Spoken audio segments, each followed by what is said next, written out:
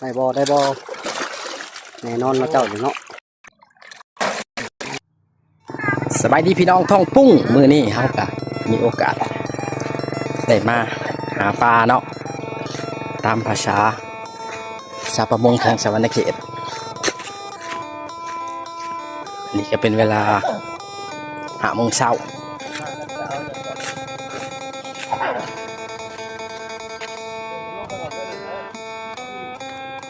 บรรยากาศตอนเช้าของแคมป์ของสวรรณเขตนี่ก็แม่นบรรยากาศยามเช้าแม่น้ำคลองทางสวรรณเขตมื้อนี้สิพาพ่อแม่พี่น้องไปเบิ่งการทำมาหากินของชาวประมงแห่งสวรรณเขตอยากให้ทุกคนเห็นว่าการใส่ลานเอาปลามันเป็นแบบไหน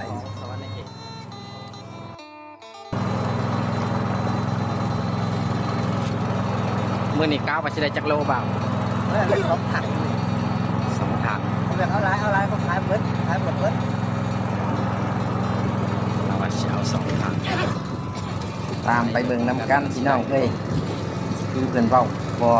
เพิ่นว่าอยากได้2 ถังว่าซั่น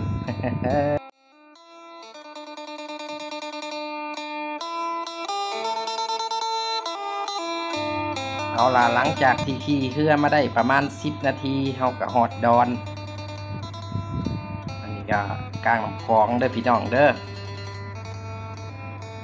ขี่เรือมาฮอดแล้วก็เตรียมตัวลงไปยามรถได้บาดนี้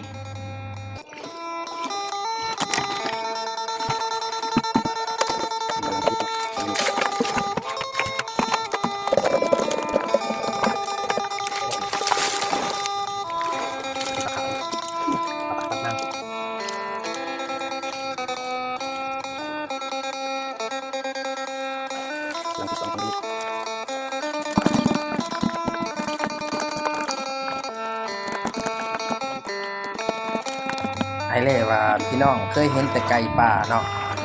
แต่อันนี้ไก่ดอนพี่น้องไก่อยู่กลางลำคลองไก่มาหากินทำเอิ้นว่าไก่ดอนไก่เป็นเลี้ยงแบบธรรมชาติเนาะพี่น้องเนาะ